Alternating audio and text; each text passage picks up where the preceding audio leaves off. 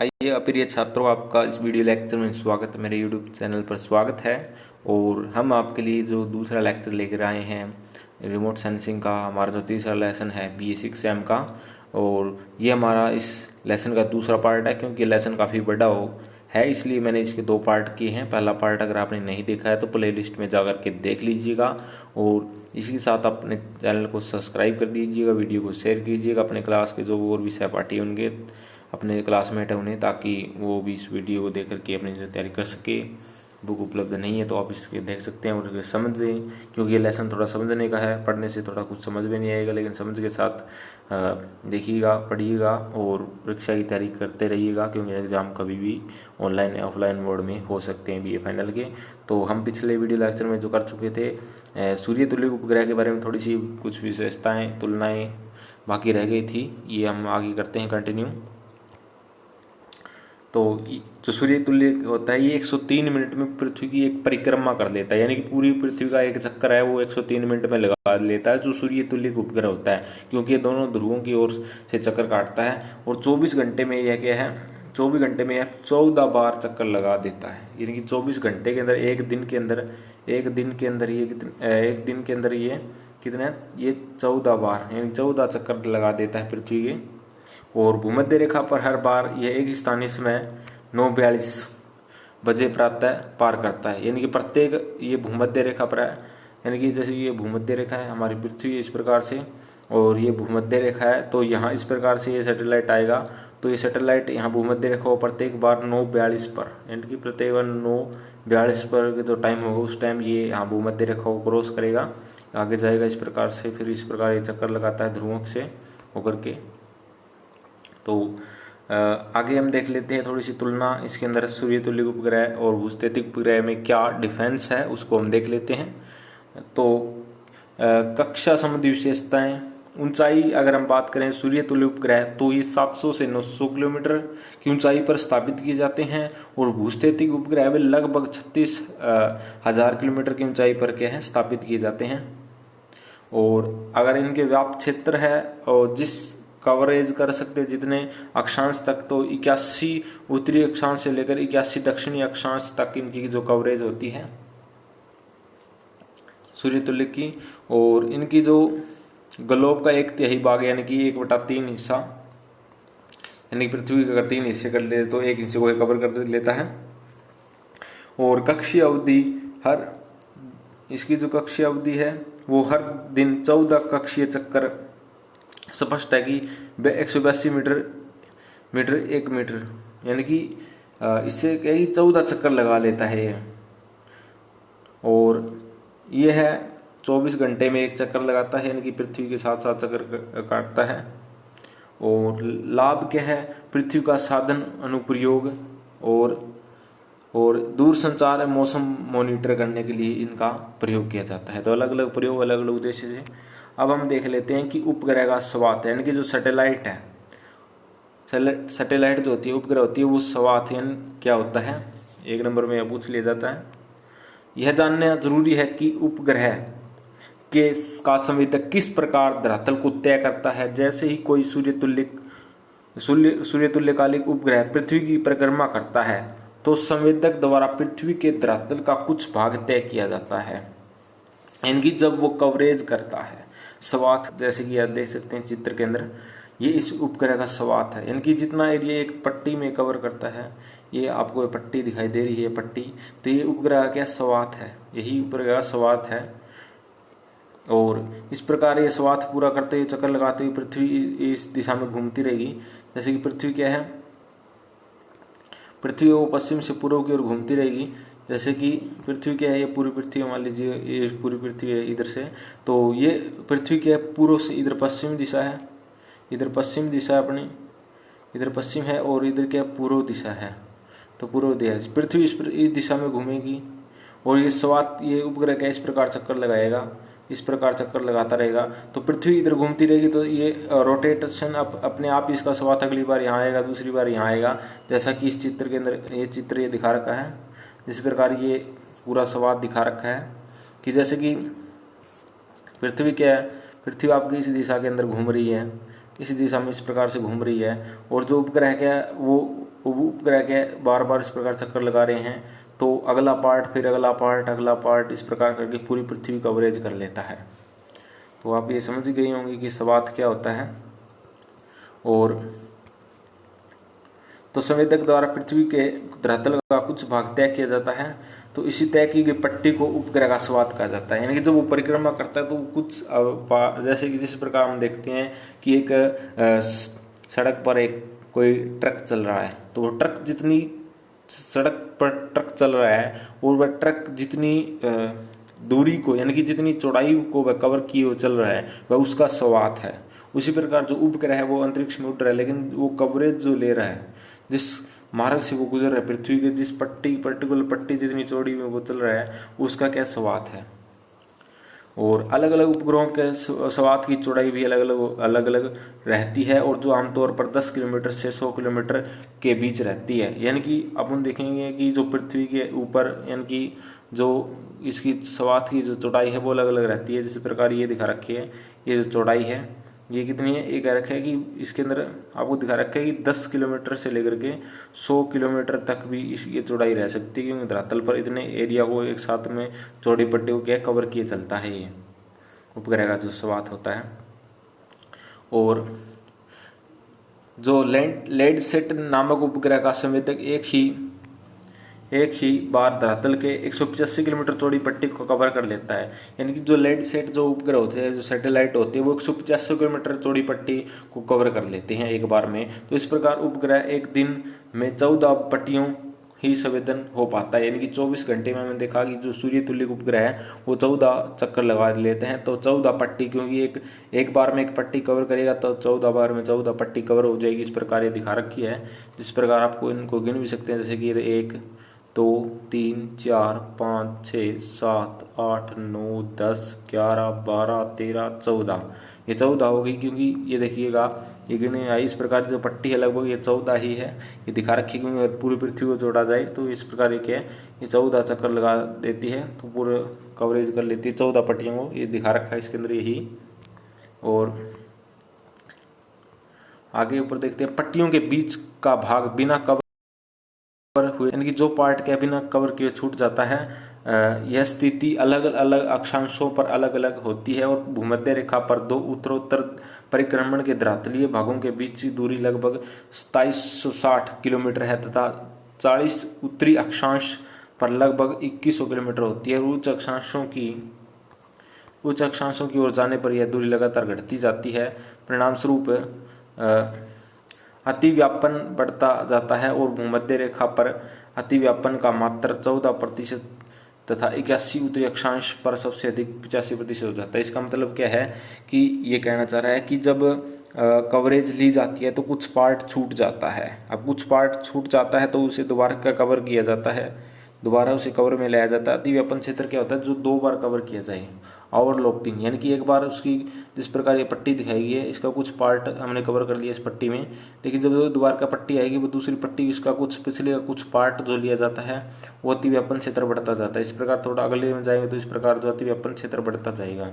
जैसे कि ये स्वात है, ये उपग्रह का स्वात है, कुछ पार्ट मान लीजिए छूट गया तो अब क्या किया जाए, अगला जो पट्टी आएगी वो क्या इस पिछले पार्ट का भी कुछ पार्ट क्या अपने अंदर लेते हुए इस प्रकार से चलेगी। और इसी प्रकार दूसरे में जब आएगी, तीसरी बार जब आई तो इसके पिछले का कुछ पार्ट लेगी। इसी प्रकार जो दूसरे यानी कि अगली पट्टी के अंदर पिछले का जो क्षेत्र जो कवर हो चुका है उसको दोबारा कवर करना ही अतिव्यापन कहलाता है। और ये दिखा रखा है कि सूर्य तुल्य उपग्रह द्वारा पृथ्वी के धरातल के संपूर्ण कवरेज ये दिखा रखी है, पूरी पृथ्वी की कवरेज। और उपयोग सुदूर संवेदनशील साधन उपग्रहों को सूर्य तुल्यकालिक उपग्रहों की श्रेणी में रखा गया है। और इन उपग्रहों का उपयोग साधन सर्वेक्षण और प्राकृतिक आपदा सर्वेक्षण, मूल्यांकन एवं प्रबंधन इत्यादि में व्यापक रूप से किया जाता है। इन उपग्रहों का प्रयोग धरातल के अतिरिक्त आकाशीय पिंडों को देखने के लिए भी किया जाता है, जिन पर वायुमंडल का कोई प्रभाव नहीं पड़ता। यानी कि आकाश के अंदर जो और भी जो पिंड है उन्हें देखने के लिए, जिस प्रकार कोई उगला पिंड है उनको अगर देखना हो तो वो भी इसके अंदर यूज किया जाता है। आगे देखते हैं हम कि विश्व के प्रमुख सूर्य तुल्यकालिक उपग्रह लैंडसैट यूएस से स्पोर्ट ये IRS, और नोवा ये USA का है, ओसोनेट ये इंडिया का है, प्रोबा बेल्जियम का है, और बर्ड जर्मनी का है, टिटोस USA का है। तो इस प्रकार ये जो सूर्य तुल्य उपग्रह है ये अलग अलग जो देशों ने अपने छोड़े हुए, इनका अलग अलग नाम है, किस देश का कौन सा है। लेडसेट जिस प्रकार USA का, स्पोर्ट फ्रांस का है, IRS इंडिया का है, और एक इंडिया का ओशन सेट है। इस प्रकार अलग अलग जो सूर्य तुल्य सैटेलाइट जो छोड़े गए उनके नाम है, ये किस देश का कौन सा है। और आगे हम देखते हैं कि संवेदक अथवा संवेदन प्रणालियां, यानी कि सेंसर और सेंसिंग सिस्टम। तो संवेदक को संवेदन प्रणालियां यानी कि सेंसिंग सिस्टम भी कहा जाता है, यानी कि संवेदकों को जो सेंस का कार्य करते हैं। संवेदक एक प्रकार की मशीनें युक्त उपकरण होते हैं जो विद्युत चुंबकीय ऊर्जा को एकत्रित करते हैं, यानी कि इलेक्ट्रोमैग्नेटिक रिमोट सेंसिंग में क्या होती है, सेंसर होते हैं इलेक्ट्रोमैग्नेटिक जो एनर्जी यानी कि सौर्य विकिरण है उसे क्या एकत्रित करते हैं, और उन्हें संकेतकों में बदलकर अन्वेषण लक्ष्यों के विषय में सूचना प्रदान करते हैं। ये हम पीछे पढ़ चुके हैं रिमोट सेंसिंग की जो स्टेज थी उसके अंदर डीपली। और इन संवेदकों को वर्गीकृत करने में अनेक आधार हैं, किंतु इनके कुछ उपयोग महत्वपूर्ण प्रकार निम्नलिखित हैं। तो जो रिमोट सेंसिंग जो संवेदक होते हैं वो अलग अलग प्रकार हम देखते हैं कौन से, वो सक्रिय तथा निष्क्रिय प्रणालियां। सक्रिय तथा निष्क्रिय प्रणालियां, एक्टिव एंड पैसिव सिस्टम। सक्रिय संवेदन प्रणाली में मानव द्वारा उत्पादित ऊर्जा का प्रयोग होता है, यानी कि जो सक्रिय होते हैं, जैसे कि हमने रडार का देखा था एग्जाम्पल, तो वो सक्रिय प्रणाली है। इसमें ऊर्जा अपने स्रोत से वस्तु तक जाती है और उसका कुछ भाग अपरावर्तित होकर पुनः स्रोत तक पहुंचता है, और वहां पर इसका डिटेक्टर द्वारा रिकॉर्ड किया जाता है। यानी कि जो ऊर्जा है, और हमने पीछे देखा था रडार से निकलती है रेडियो मैग्नेटिक एनर्जी, और वो धरातल तक जाती है और धरातल से टकरा करके वापस सेंसर तक आती है और उसे रिकॉर्ड कर लिया जाता है। यहाँ जो रडार के जो सैटेलाइट पर जो रडार सिस्टम लगा होता है उससे रिकॉर्ड कर लिया जाता है, और इसे ही सक्रिय प्रणाली कहते हैं। ये एक है खराब मौसम हो उस समय या रात के समय अगर रिमोट सेंसिंग की क्रिया करनी हो तो ये आसान होता है रडार के द्वारा। और रडार सक्रिय संवेदन प्रणाली का प्रमुख उदाहरण है जो विद्युत वर्णक्रम के माइक्रोवेव खंड में कार्य करता है। और निष्क्रिय संवेदन प्रणाली में प्राकृतिक ऊर्जा का उपयोग किया जाता है। जिस प्रकार हम देखते हैं कि सूर्य से जो रोशनी आती है उसका यूज करके जो किया जाता है वो निष्क्रिय प्रणाली होती है। यह ऊर्जा परावर्तित भी हो सकती है और विकिरित भी। कैमरा इस प्रणाली का प्रमुख उदाहरण है। जैसा कैमरा क्या करता है, सूर्य का प्रकाश आता है, वैसे कैमरे के अंदर फ्लैश भी लगाई जाती है, लेकिन जब तक क्या कोई सूर्य की रोशनी से ही मतलब कोई व्यक्ति उसके व्यक्ति की जो सूरत हमें वो दिखाई देती है कैमरे के सामने, और कैमरा क्या करता है उस सूर्य से आने वाले जो एनर्जी है वो रिफ्लेक्ट होकर के कैमरे तक पहुंचती है, तभी किसी व्यक्ति कैमरे के अंदर तस्वीर बनती है। यही प्रोसेसिंग होती है। यही कारण है कि अगर आप अंधेरे कमरे में किसी की फोटो लेना चाहें तो वो नहीं ले पाएंगे, क्योंकि वहाँ ले लेंगे लेकिन धुंधली आपको दिखाई देगी, इसलिए क्योंकि कैमरा क्या है जो प्राकृतिक ऊर्जा जो इलेक्ट्रोमैग्नेटिक जो वेव जो सूर्य से आती है उसका यूज करके ही क्या है अपना कार्य कर पाता है। फोटोग्राफ व स्कैनिंग प्रणालियां, एक तो होता है फोटो खींचना और एक है स्कैन करना। जैसे कि स्कैन जैसे प्रकार हम देखते हैं कि जो फोटोकॉपी की जो मशीन होती है वो क्या करती है, स्कैन करती है कागज को, और एक फोटोग्राफी जो सीधी फोटो खींचाती है। तो ये अंतर होता है फोटोग्राफी और स्कैन में। और आगे देखते हैं हम ऊर्जा के उत्सर्जन अथवा परावर्तन की भिन्नता को दर्ज करने के लिए दो भिन्न विधियों का प्रयोग किया जाता है। वाइवा फोटोग्राफी यद्यपि प्रचलित एवं अधिक ज्ञात विधि है, लेकिन एक संकरे तरंगदैर्घ्य बैंड यानी 0.3 से 0.9 माइक्रोमीटर में कार्य कर पाती है, और ये फोटोग्राफ अनेक दृष्टि से त्रुटिपूर्ण होते हैं। स्कैनिंग प्रणाली अर्थात फोटोग्राफ रहित आंकिक संवेदन में वाइवा फोटोग्राफी की कमियों को दूर किया जाता है। यानी कि जो सेंसर होते हैं यानी कि जो सैटेलाइट छोटे जाते हैं, अगर उनसे फोटो ली जाए तो वो इतनी अच्छी क्वालिटी की नहीं आती, क्योंकि एक निश्चित बैंड के अंदर ही फोटो ले सकते हैं, लेकिन जो स्कैनिंग प्रणाली है वो काफ़ी अच्छी रहती है रिमोट सेंसिंग के अंदर, अर्थात फोटोग्राफ रहित आंखिक संवेदक में बायो फोटोग्राफी की कमियों को दूर किया गया है। और फोटोग्राफी में जहाँ केवल शटर दबाने के क्षणिक समय को दृश्य कैद होता है, स्कैनर लगातार पंक्ति दर पंक्ति चित्र खींचता जाता है और चित्रों की एक सीरीज बनाता है। यानी कि फोटो क्या है, एक बार में खींचेंगे, जो सामने कोई वस्तु होगी एक बार से क्षणिक समय का एक सेकंड के 10वें भाग तक का जो सीन है वो उस टाइम उसके सामने होता है, उसको रिकॉर्ड करता है सिर्फ एक फोटो खींच ली इस प्रकार कैमरे से। लेकिन जो स्कैनिंग प्रणाली होती है वो क्या है, लगातार एक स्कैनिंग कर दी जाती है, जिसके एक फोटो उसके बाद दूसरी फोटो लगातार जो है स्कैनिंग करता जाता है। जैसे कि आपका जो प्रिंटर होता है, वो फोटो कॉपी करने का जो होता है, तो वो क्या कर स्कैनिंग करता है। उसी प्रकार यो जो रिमोट सेंसिंग की जो प्रणाली में है वो किसी क्षेत्र की रिमोट सेंसिंग करनी होती है, सूचना एकत्रित करनी होती है, उसके अंदर क्या है जो स्कैनिंग प्रणाली यूज की जाती है। अध्याय 1 में आप कैमरे के स्टीरियोस्कोप के प्रकार व उनकी ज्यामिति आदि पढ़ चुके हैं, हमने ये पीछे पढ़ चुके हैं इनके बारे में।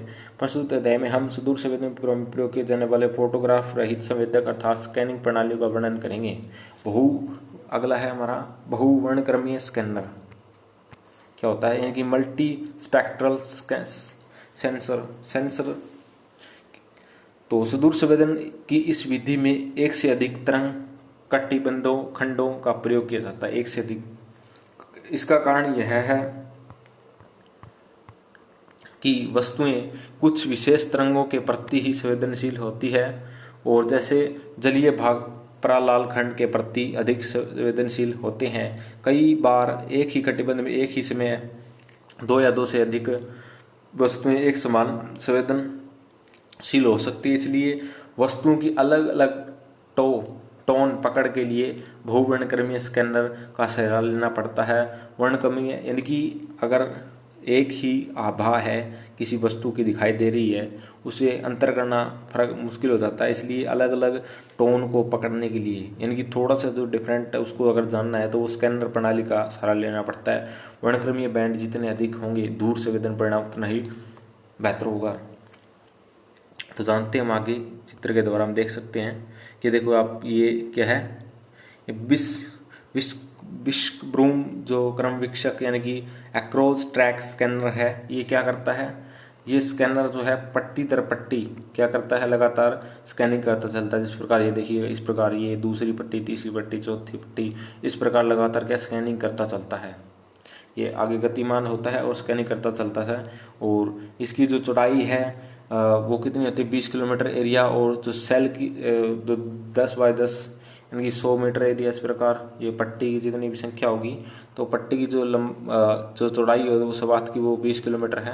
और इस प्रकार ये प्रत्येक पट्टी इस प्रकार पट्टी दर पट्टी के है स्कैनिंग करता चलता है। और जो अपना पुष्पब्रूम क्रम वीक्षक होता है, ये क्या करता है, आगे पीछे, और ये आगे पीछे करता है, क्या करता है, ये आगे पीछे इस प्रकार से, जिस प्रकार झाड़ू किस प्रकार निकालते हैं, इस प्रकार आगे पीछे आगे पीछे आगे पीछे आगे पीछे आगे पीछे इस प्रकार करता है। इस प्रकार यही कार्य करता है झाड़ू पर ही।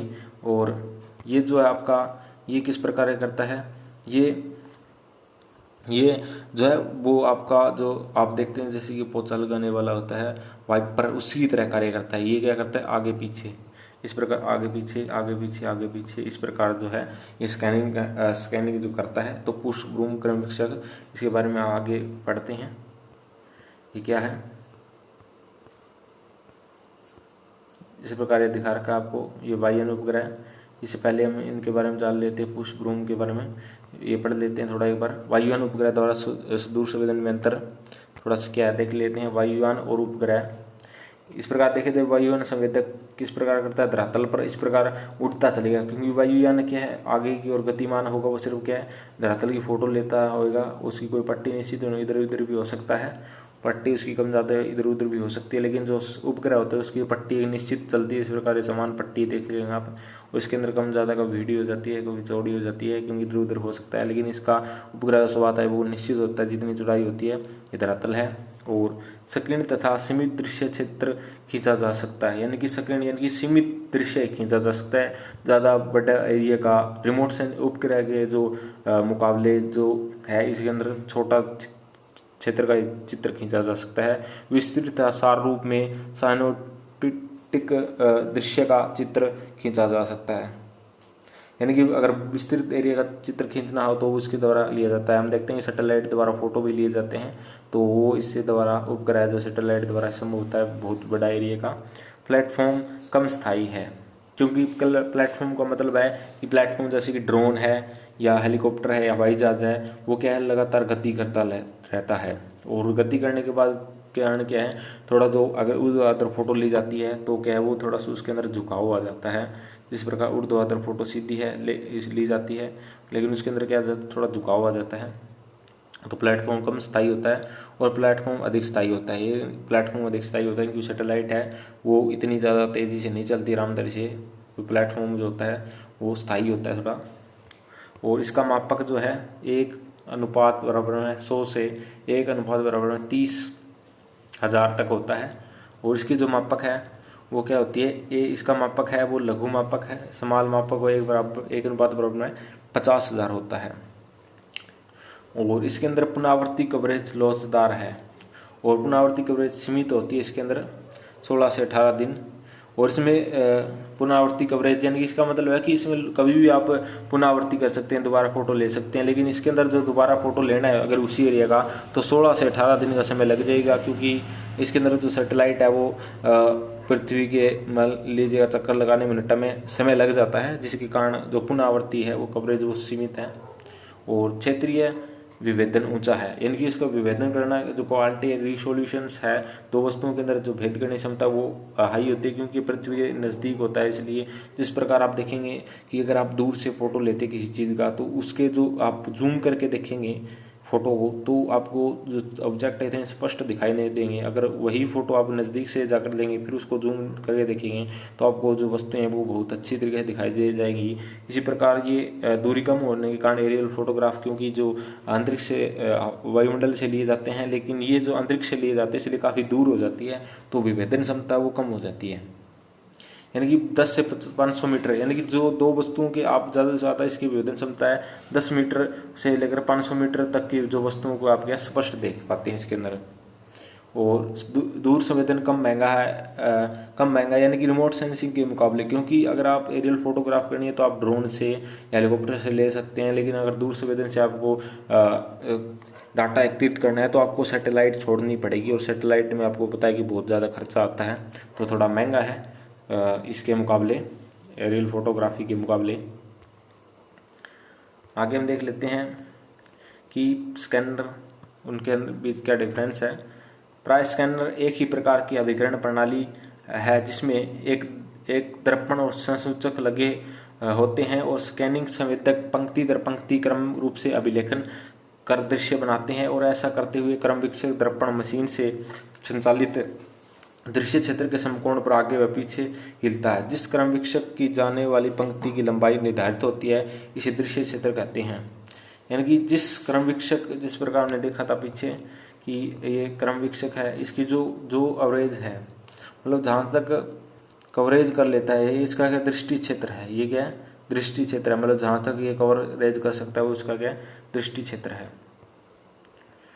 और कहा जाता है यही कारण है कि इसे क्रम विकसक विधि द्वारा सूचना प्राप्त करने की जो प्रक्रिया को बिट बाय बिट कहा जाता है, यानी कि एक के बाद एक जो खींचता है, स्कैनिंग करता है, तो इसलिए बिट बाय बिट हर दृश्य कोष्टिकाओं से बना होता है और दृश्य क्षेत्र के क्षेत्रीय विभेदन को निर्धारित करती है। क्रम विकसक दर्पण के दृश्य स्थल के आर पार हिलने पर एकत्रित ऊर्जा संसूचक तक पहुंचती है और जहां यह विद्युतीय संकेतों में परिवर्तित हो जाती है। आपको पता है जो सेंसर होते हैं, चाहे वो बुश ब्रूम हो, चाहे कोई भी सेंसर हो, चाहे वो विस्क ब्रूम हो या पुश ब्रूम हो, दोनों क्या करते हैं, सेंसिंग प्रणाली करते हैं।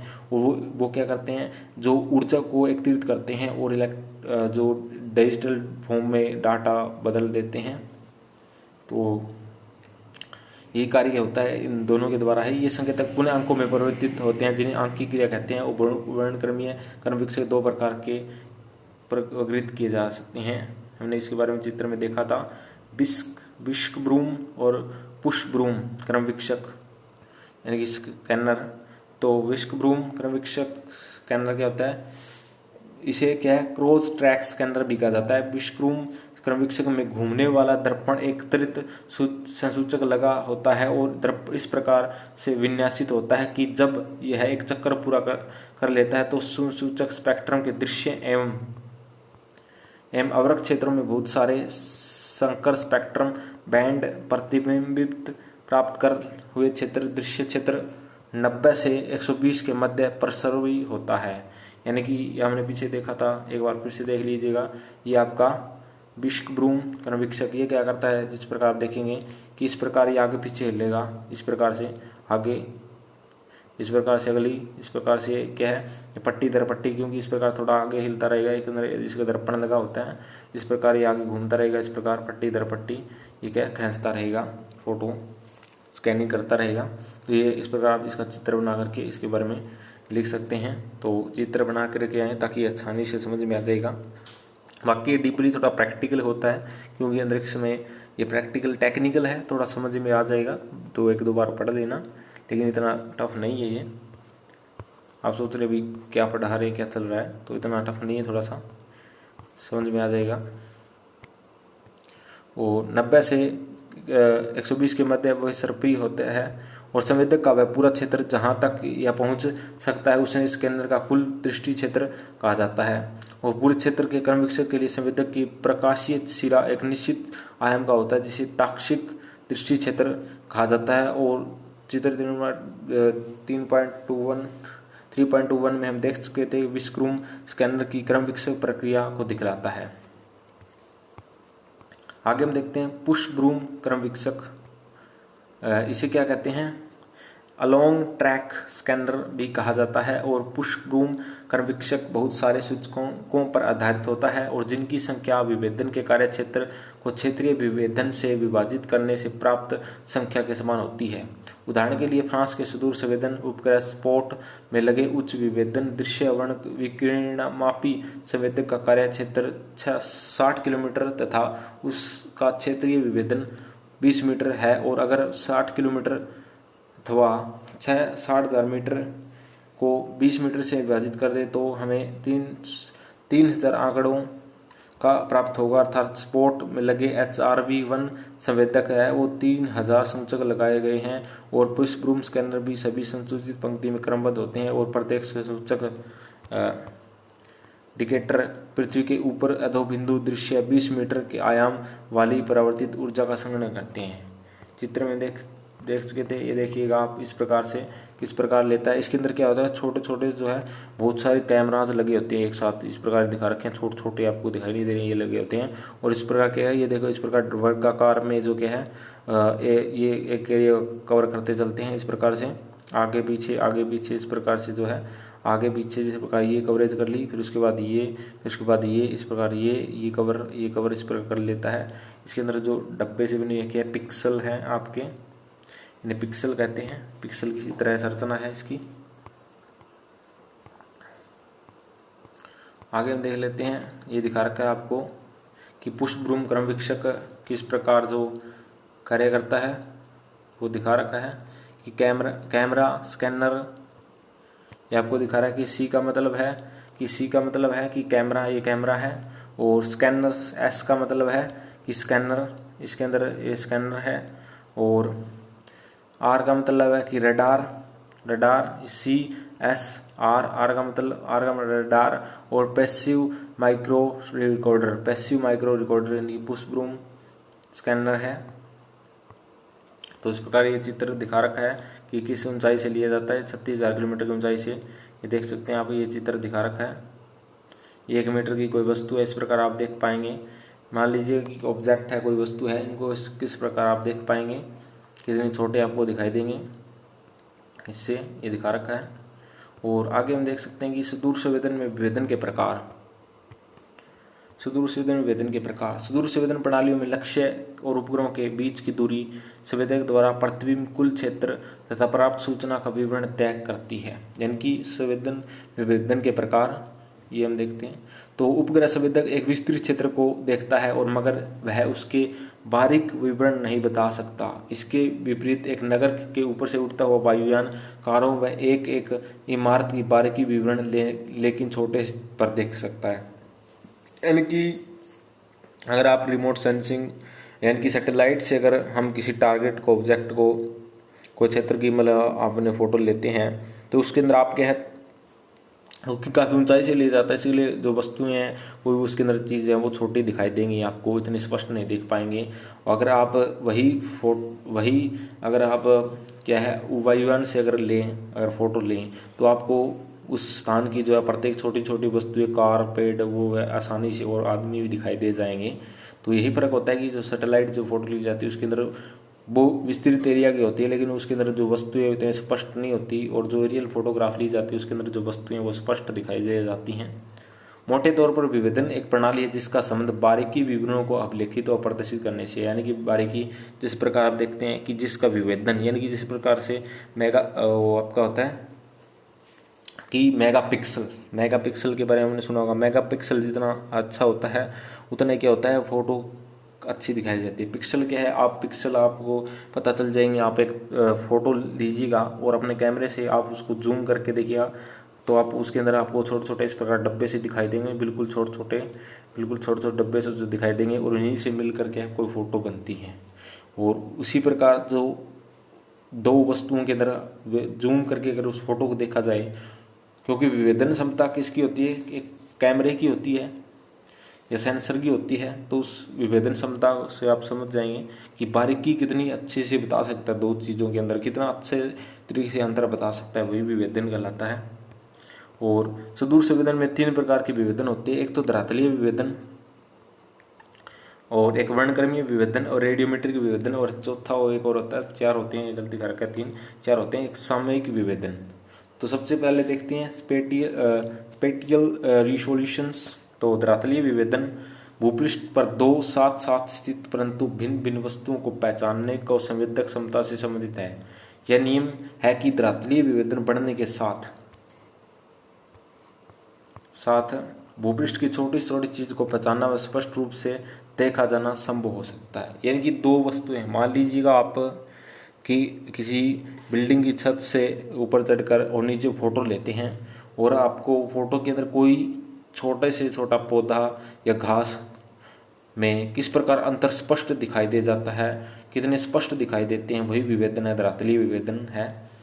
तो वो जितना अच्छा होगा तो सूचना उतनी अच्छी एकत्रित की जा सकेंगी। जिस प्रकार के आपके सामने ये फोटो वीडियो चल रही है, इसके अंदर आपको अक्षर कितने स्पष्ट दिखाई दे रहे हैं। एक अक्षर है सभी ब्लैक, लेकिन आपको किस प्रकार एक से अक्षर से दूसरे पहचान को आप पहचान पा रही हैं, यही क्या धरातलीय विभेदन या विभेदन है। और यही अगर धरातल की अगर कोई फोटो ली जाए उसके अंदर वस्तुएं कितनी स्पष्ट दिखाई दे जाती हैं, एक दूसरे से अंतर स्पष्ट दिखाई दे जाता है, वही धरातलीय विभेदन है। और धरातलीय विभेदन भूमि पर किसी क्षण विशेष का संवेदन है। यह संवेदक के ताक्षणिक क्षेत्र दृश्य यानी कि पर निर्भर करता है, यानी कि वो कितना है। ताक्षणिक क्षेत्र क्या होता है, एक बार में जितना क्षेत्र कवर किया जाता है उसे ताक्षणिक क्षेत्र क्या है। IFOV संवेदक ए का कोण या पृथ्वी के धरातल की दी गई ऊंचाई से किसी क्षण विशेष दिखने वाले क्षेत्र बी के निश्चित करता है। देखने वाले क्षेत्र का आकार IFO को संवेदन और धरातल के बीच की दूरी C से गुणा करने पर ज्ञात होता है। धरातल पर यही क्षेत्र विभेदन कोष्ठक कहलाता है और संवेदन के अधिकतम धरातलीय विभेदन को निर्धारित करता है। अगला हम देखते हैं कि वर्णक्रमीय विभेदन क्या होता है। यह विभेदन विद्युत चुम्बकीय स्पेक्ट्रम के विभिन्न ऊर्जा क्षेत्रों में संवेदक के अभिलेखन की क्षमता से संबंधित है और मल्टी स्पेक्ट्रल चित्रों की प्राप्ति के लिए ऐसे उपकरण प्रयोग में लाए जाते हैं और इस पृथक ऊर्जा का निश्चित स्पेक्ट्रल रेंज में अभिलेखन करते हैं। और जैसे प्रकाश तरंगे के प्रकीर्णन से इंद्रधनुष बनता है, या हम प्रयोगशाला में प्रिज्म का प्रयोग करते हैं। इनकी वर्णक्रमीय विभेदन क्या होता है कि आप देखते हैं कि जो इंद्रधनुष बनता है उसके अंदर जो अलग अलग रंग होते हैं, वो रंग है वो एक दूसरे से कितने अंतर होता है, उन रंगों को हम आसानी से पहचान सकते हैं, वही वर्णक्रमीय विभेदन है। जिस प्रकार इंद्रधनुष में 7 रंग होते हैं, लाल, लीला, बैंगनी, इस प्रकार अलग अलग जो 7 रंग होते हैं, पीछे मैंने पढ़ा था विबग्योर जिसे कहते हैं, वो जो रंग बनते हैं उनमें कितना डिफरेंस अंतर होता है, वही क्या कहलाता है, वर्णक्रमीय विभेदन होता है।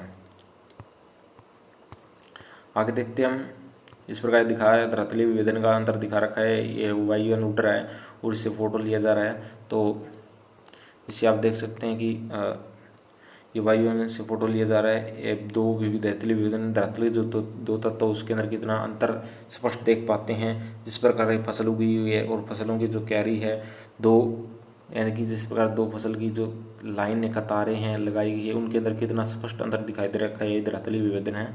और यहाँ हम जिस प्रकार और हम पिछले वर्णक्रमीय विवेदन को पढ़ रहे थे, तो उसके अंदर आप देख सकते हैं कि चश्मा विवेदन में मदद करता है। इनके आप आपने कभी सोचा है कि कुछ लोग समाचार पत्र या पुस्तक पढ़ते समय चश्मा क्यों लगाते हैं?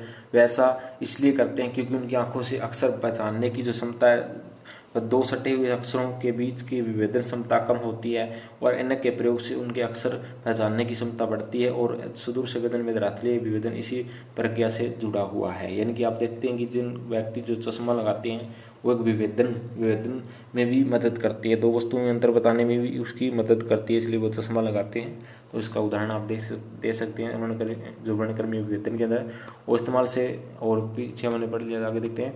और विस्तृत इस्तेमाल से इन्हें मल्टी स्पेक्ट्रल प्रतिबिंबों को प्राप्त करते हैं। और इस प्रकार बॉक्स देखिए, बॉक्स प्रकाश पर ग्रहण के अंदर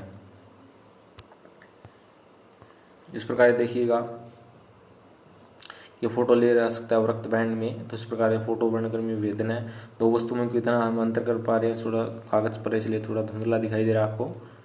और ये देखिएगा आप, यहाँ भी जो है हरा बैंड में किस प्रकार की फोटो आती है, यही आपका क्या है वर्णक्रमीय विवेदन का है। आगे हम देखते हैं कि विभिन्न वस्तुएं भिन्न स्पेक्ट्रल बैंड में सवरता भिन्न भिन्न प्रतीत होती है, यानी कि अलग अलग बैंड में अलग अलग प्रतीत होती है, कोई लाल कोई नीली दिखाई देगी।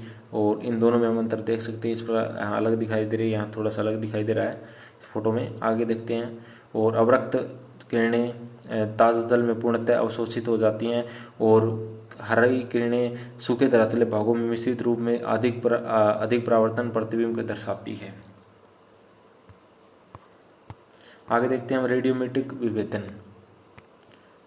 यह संवेदक की दो भिन्न लक्ष्यों की भिन्नता को पहचानने की क्षमता है। जितने रेडियोमेट्रिक विवेदन अधिक होगा, विवरण उतना ही कम होगा, जिससे दो लक्ष्यों क्षेत्रों के मध्य अंतर को जाना जा सकता है। तालिका 3.4 में संसार की कुछ सुदूर संवेदन उपग्रहों की धरातलीय वर्णक्रमीय रेडियोमेट्रिक विवेदन क्षमता प्रस्तुत की गई है। आगे हम देखते हैं, आगे इस प्रकार ये अलग अलग जो उपग्रह है उनकी जो विवेदन क्षमता, धरातलीय विवेदन क्षमता कितनी है, ये क्या है वो दर्शाई गई है मीटर में। यानी कि जो लाइट सेट है, जो अमेरिका का जो उपग्रह हमने देखा सूर्यतुल्य उपग्रह है, ये क्या करता है 80 से लेकर यानी कि 80 बाई 80 मीटर की जो दो वस्तुएं हैं, किन जो दो वस्तुओं के अंदर 80 मीटर की दूरी है वहाँ तक पहचान सकता है, स्पष्ट पहचान सकता है। यानी धरातल तक 80 मीटर के अंदर का अगर कोई दो वस्तुओं के बीच अंतराल है तो उसको हम पहचान सकते हैं इसके द्वारा। और IRS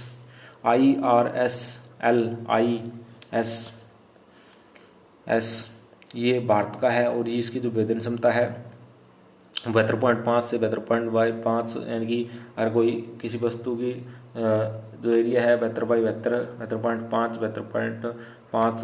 एरिया तक की विवेदन क्षमता है इसकी। और अलग अलग विवेदन क्षमता सभी की दी हुई है यहाँ, ये आप थोड़ा देख लेना, ये अलग अलग देशों में इतना इंपॉर्टेंट नहीं है। और प्रकाश का परिकिरण आपको पता है कि जो इंद्रधनुष किस कारण से दिखाई देता है, साइंस में भी आपने पढ़ा होगा। विभिन्न ऊर्जा तरंगों में चित्र प्राप्त करने की संपूर्ण प्रक्रिया प्रकाश परिकिरण सिद्धांत पर आधारित है। और आपने इंद्रधनुष देखा होगा, और वायुमंडल में स्थित जल कणों के मध्य से प्रकाश के परिकिरण एक प्राकृतिक प्रक्रिया है। यानी कि जो इंद्रधनुष क्यों दिखाई देता है कि हवा के अंदर क्या है, वायुमंडल में जो जल की बूंदें रह जाती है, वो जल की बूंदें अटकी हुई रह जाती है छोटी छोटी, और उनके अंदर से होकर जब प्रकाश गुजरता है सूर्य का, तो वो क्या है हमें इंद्रधनुष यानी कि वो प्रिज्म का कार्य करता है, जो जल की बूंदें होती है जिस कारण हमें इंद्रधनुष दिखाई दे जाता है। तो पुनरावर्ती प्रिज्म के और किरणपुंज डालकर की जा सकती है। प्रिज्म से आपने देखा हो 10th क्लास में आपने किया हो, प्रिज्म से 7 रंग में इस प्रकार बांट देता है। सामयिक विवेदन को और देख लेते हैं हम। तो सामयिक विवेदन क्या होता है, यह सुदूर संवेदन उपग्रहों द्वारा एक ही स्थान पर हुए परिवर्तन को ज्ञात करने की विधि है को सामयिक विवेदन कहते हैं। यानी कि एक ही समय में एक ही स्थान पर हुए परिवर्तन ज्ञात करने की विवेदन क्षमता है। सरल शब्दों में सामयिक विवेदन उस उपग्रह का भूपृष्ठीय उस स्थान पुरावर्तिक भी समय भी है। चित्र 3.3 एक जून 2014 हिंद महासागर में सुनामी आने से पहले, चित्र 3.32 सुनामी आने के बाद की परिस्थितियों को दर्शाई गई है। जिस प्रकार आप चित्र से में देख लेते हैं कि ये देखिएगा कि जून 2004 में जो सुनामी आई थी जहाँ, और उससे पहले का जो क्षेत्र है फोटो आप देख सकते हैं, और उसके बाद आप जब सुनामी आ गई और उसके बाद का जो क्षेत्र है उसमें आप अंतर देख सकते हैं कितना बदलाव आ गया है। क्योंकि जो ये जो पेड़ आपको दिखाई दे रहे हैं या इसके साथ तट के साथ लगे हुए जो मकान दिखाई दे रहे हैं वो क्या है, जलमग्न हो गए। इस प्रकार ये विभेदन कर दिया इसने कि एक पर्टिकुलर प्लेस समय की विभेदन हो गया कि 2004 में यह था, उसके बाद जो कुछ समय बाद जो सुनामी आ गई उसके बाद का जो दृश्य किस प्रकार का है, यही समय की विभेदन है। यानी कि इसने अंतर बता दिया, किसी पर्टिकुलर टाइम के बाद क्या परिवर्तन आया उसको बता दिया, तो यही क्या समय की विभेदन कहलाता है। वस्तुओं और से घटनाओं के सूचकों से होती है और जिनका संबंध भौतिक और सांस्कृतिक लक्ष्यों से होता है। इन सुदूर संवेदन चित्रों की व्याख्या 8 महत्वपूर्ण तत्वों से मिलकर होती है। तत्व है आकार, आकृति, छाया, रंग, सामंजस्य, रंग, गठन, प्रतिरूप और सहचर्य संबंध। इन हमने यही जो है 8 तत्व जो व्याख्या जो महत्वपूर्ण तत्व ये एरियल फोटोग्राफी में थे, यही इसके अंदर है। आकार, प्रतिबिंबों के आकार का चुनाव इस बात पर निर्भर करता है कि व्याख्या का उद्देश्य क्या है। यानी कि जब आप यानी कि आपको सैटेलाइट से जो फोटो प्राप्त हो गई और उसकी व्याख्या करनी है और किस आकार की अगर फोटो है, आकार का चुनाव तब वो निर्धारित होगा कि आपको जो व्याख्या का उद्देश्य क्या है, मतलब किसके लिए आप कर रहे हैं, तो उसके अनुसार अलग अलग आकार हो जाएगा। एक पदार्थ के उचित आकार की मापनी के प्रतिलोम द्वारा प्रतिबिंब पर लंबाई के गुण को गुणा करके मापा जा सकता है। यानी कि अगर आप एरियल जो सैटेलाइट से जो इमेज ली जाती हैं या डिजिटल एकत्रित किया जाता है, वो किस उद्देश्य के लिए किया जाता है उसके अनुसार उसका आकार निर्धारित कर लिया जाता है। और उसके बाद में आकृति, लक्ष्य क्षेत्र के असंख्य संघटकों की उनकी आकृति के द्वारा काफ़ी हद तक सही पहचाना जा सकता है। और प्राकृतिक और मानवकृत जो लक्षणों को दोनों के लिए सत्य है, जैसे नदी, सड़क और इमारत। जिस प्रकार देखते हैं, हमने देखा था पीछे आकृति, यानी कि आप देखेंगे जो मानव निर्मित जो कोई भी वस्तु है जैसे कि मकान है, सड़कें हैं, इनका आकार निश्चित होता है, लेकिन जो प्राकृतिक ने जो चीज़ें बनाई उनका आकार निश्चित नहीं है। तो इस प्रकार जो सैटेलाइट में जो फोटो ली जाती है उन्हें हम देख करके आसानी से बता सकते हैं कि अगर सीधी लाइन में नहीं दिखाई दे रही है तो इसका मतलब है कोई सड़क या नहर है, और टेढ़ी मेढ़ी दिखाई दे रही है तो इससे समझ जाएंगे कि टेढ़ी मेढ़ी है, तो इससे समझ जाएगी नदी, ये कोई नदी है। तो इस प्रकार जो उनकी आकृति होती है किसी तरह वस्तुओं की, वो हम जो सैटेलाइट से फोटो ली जाते हैं उनमें आसानी से पहचान सकते हैं इतनी दूरी से भी, क्योंकि इतनी दूरी से भी फोटो ले जाते हैं छोटे छोटे दिखाई देते हैं, लेकिन इन्हीं तत्वों की मदद से हम आकृति, आकार, छाया, इनकी मदद से हम क्या है उनकी व्याख्या कर पाते हैं। उपग्रह चित्र व्याख्या में उप छाया, कई बार छाया भ्रमित करती है, लेकिन छाया से आमतौर पर टावरों, लंबी इमारतों की ऊंचाई के बारे में सूचनाएं मिलती है और छाया से आकृति संबंधी सूचनाएं मिलती है, और जैसे पुल, बांध की आकृति। हमें पता है कि जो ऊंची इमारतें होती हैं उनकी क्या छाया बन जाती है, जैसे कि एम्फिल टावर है या कुतुब मीनार है, ये क्या करते हैं छाया से, जो क्योंकि सैटेलाइट से जो फोटो लिए जाते हैं वो काफ़ी ऊंचाई पर होते हैं और ये बिल्कुल छोटे छोटे दिखाई देते हैं, तो जिस छोटे छोटे वस्तु चिन्हों के रूप में दिखाई देंगे और इनकी परछाई दिख जाएगी तो हम समझ जाएंगे कि ये कोई ऊंची इमारत है। इस प्रकार छाया मदद भी करती है, और कई बार क्या जो छाया है वो अन्य वस्तुओं को छिपा भी लेती है अंदर, और जिस कारण छाया के अंदर वो काली दिखाई देती है, छाया के अंदर वो छिप जाती है। रंग सामंजस्य, आप पढ़ चुके हैं कि विभिन्न पदार्थों द्वारा प्रभावित विकृत ऊर्जा की तीव्रता और तरंगों की लंबाई में अंतर होता है। इन्हें विभिन्नता को चित्र, आभार, रंग या गहनता के रूप में अभिलेखित किया जा सकता है। और तो रंग सामंजस्य भी बहुत इम्पोर्टेंट है, और ये विशेषताएं कई स्थानों में अंतर करने में हमें समर्थ बनाती है, और जैसे भूमि पर विभिन्न फसलों के प्रकार, जलाशय में गहराई की, समुद्र के तापमान में अंतर इत्यादि। अभावों के वर्ण के लिए हल्की और मध्यम और गहरी जैसे शब्दों का प्रयोग किया जाता है। यानी कि जो पदार्थ जितना रिफ्लेक्ट करेंगे सौर विकिरण को, वो क्या कर देंगे उतने ही क्या है धुंधले दिखाई देंगे, और जो वस्तुएं अब्जॉर्ब कर लेती है वो गहरे रंग में दिखाई देती है। इस प्रकार जो रंग समझ से पहचान सकते हैं। रंग आगे देखते हैं रंग। वस्तु की पहचान और व्याख्या के लिए रंग की महत्वपूर्ण भूमिका होती है। उदाहरण के लिए वनस्पति के प्रकारों की प्रजातियों की व्याख्या अधिक आसानी से अवरक्त मिथ्या रंगों मिश्रण फोटो के माध्यम से और जल के खनिज संसाधनों की अधिक जानकारी अपतापीय अवरक्त से प्राप्त की जा सकती है। यानी कि रंग जिस प्रकार जो पेड़ है लगभग उससे अगर फोटो ली जाए तो वो हरे दिखाई देंगे, जैसे कि जल है वो नीला है, हरा हल्का हरा सा दिखाई देगा। तो इस प्रकार जो रंग है उसे पहचानने में आसानी होती है। मिट्टी का रंग अलग होगा और पर्वतीय क्षेत्र पठारों का अलग है, अलग ही जो सैटेलाइट जो इमेज में आएगा तो उसे हम पहचान सकते हैं अलग।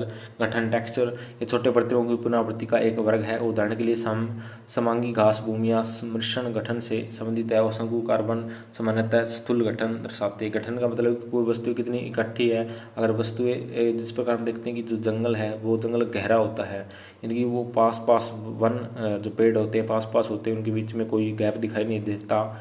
और जबकि जो कृषि क्षेत्र होते हैं वहाँ जो लोगों के जो ज़मीनें होती हैं किला 1 किले 2 किले के बीच में जो वृक्ष दिखाई देंगे तो वो स्थूल गठन दर्शाता है। और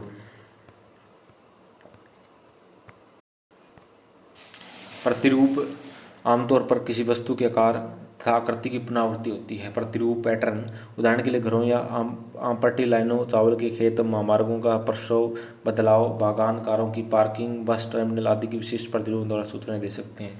जिस प्रकार हम देखते हैं कि जो सड़क लाइन है, रेलवे लाइन है, उनका जो पैटर्न है वो एक सीधी लाइन में होगी, जैसे समांतर होंगी रेलवे लाइन होंगी, चावल के खेत होंगे उसके अंदर भी। और जिस पैटर्न में किस पैटर्न का मतलब होता है प्रतिरूप पैटर्न की कोई घटना किस क्रम में घटित हो रही है वही पैटर्न होता है। तो पैटर्न से आसानी से पहचान सकते हैं हम। और सहचर्य संबंध विभिन्न तत्वों भौगोलिक लक्षणों आपस में रूपांतरण से किसी वस्तु का संदर्भ प्रतिबिंब व्याख्या के लिए व्याख्याकार को विशिष्ट सूचनाएं प्रदान करता है। सहचर्य संबंध यानी कि हम देखेंगे कि जो स्कूल है उसके पास क्या है, स्कूल के अंदर ही ग्राउंड हो सकता है। और इसी प्रकार जो औद्योगिक क्षेत्र है वहाँ क्या हो सकता है परिवहन के साधन या फिर कोई उद्योग वहाँ क्या है सड़कें का घनत्व अधिक मिलेगा। इस प्रकार जो सहचर्य संबंध से भी हम पता लगा सकते हैं। सैटेलाइट के द्वारा जो व्याख्या जो फोटो आती है प्रतिबिंब आता है उसकी व्याख्या करने में हमें आसानी हो सकती है, यह तत्व है। तो इस वीडियो में इतना ही और वीडियो देखने के लिए धन्यवाद। और यहीं हमारा लेसन जो है ख़त्म हो जाता है। मैन जो था बाकी इतना इम्पोर्टेंट नहीं है, जो मैन था वो मैंने करा दिया। धन्यवाद।